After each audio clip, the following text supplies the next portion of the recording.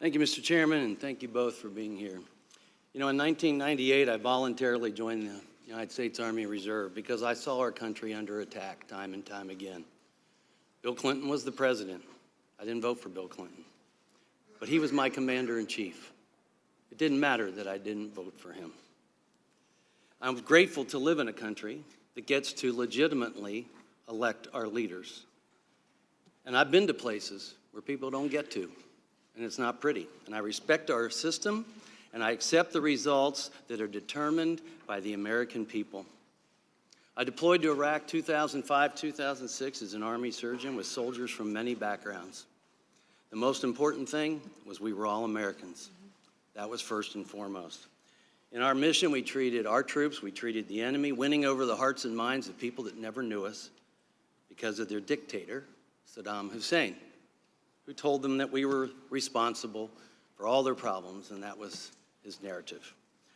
And speaking of narratives, Dr. Hill, I'm sorry, I have to say this. You said based on statements you've heard that some in this committee believe Russia did not conduct a campaign against our country is false. That's Mr. Schiff's narrative. That's where you've heard it. We did a whole report on it. And we agree that Russia has done this since the Soviet Union, and they've actually gotten better at it. That's a problem. But at the same time, certain Ukrainians did work against candidate Trump, some with the DNC. And if that's debunked, why is it Mr. Schiff has denied DNC operative Alexandra Chalupa from testifying to come forward and debunk it? I ask America, was it good for the country for the DNC and the Clinton campaign to pay Christopher Steele to dig up fake dirt with other foreign service sources on their political rival?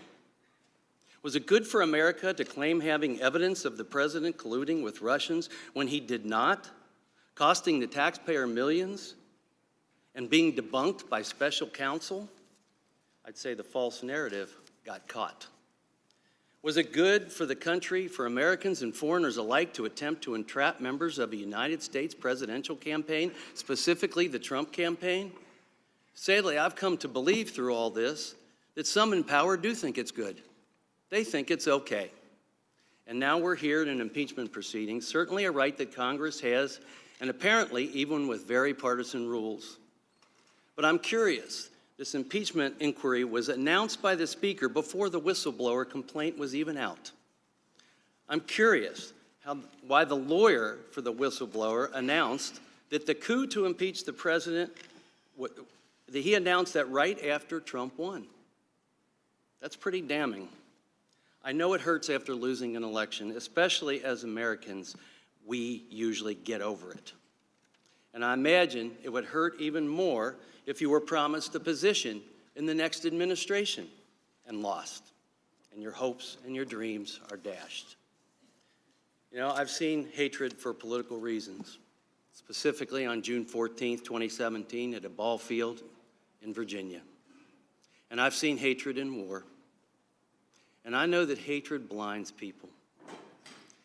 I've been in war, and I've studied war. And coups create division. And it's time for this phase of the publicly announced and proclaimed Democrat coup to end. Thank you for your service. Thanks for being here, and I yield back. Could I actually say something? Because we've had three. Doctor, I was going to ask you if you'd like to respond. There have been a number. Gentleman suspended. Dr. Hill, you may respond. No, I think that what Dr. Wenstrup said was very powerful about the importance of overcoming hatred and certainly partisan division. And it's unfortunate that Congressmen Turner and Ratcliffe have both left as well, because I think all of us who came here under a legal obligation also felt we had a moral obligation to do so. We came as fact witnesses. When I was referring to questions that I'd heard, it was in the context of the deposition that I gave on October 14th, because I was very worried about the turn in which some of the questions were taking. And I understand that the point is being made about individuals, as you've just said, Dr. Wenstrup, and that these articles lay out taking different positions in our elections. I don't believe that there should be any interference of any kind in our election. I think it was unfair for people to already call the election and to make attacks also on candidate Trump and on President Trump. And I know that this has put a huge cloud over this presidency and also over our whole democratic system. That's actually why, as a non-partisan person and as an expert on Russia and an expert on Vladimir Putin and on the Russian security services, I wanted to come in to serve the country to try to see if I could help. I heard President Trump say that he wanted to improve the relations with Russia. I believe we have to. We can't be in this unending confrontation with Russia. We have to find a way to stabilize that relationship and to professionalize that relationship, as well as to stop them from doing what they did in 2016 again in 2020. This is really the crux of the issue that I and others are trying to put across, and I think that you've put across very eloquently. The other matters related to this inquiry, we're here just to provide what we know and what we've heard. I understand that for many members this may be hearsay. I've talked about things I heard with my own ears. I understand that Ambassador Sondland has said a lot of things. I've told you what he told me and what others told me.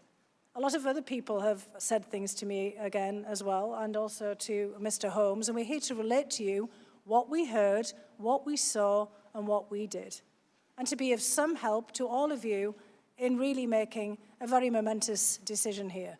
We are not the people who make that decision.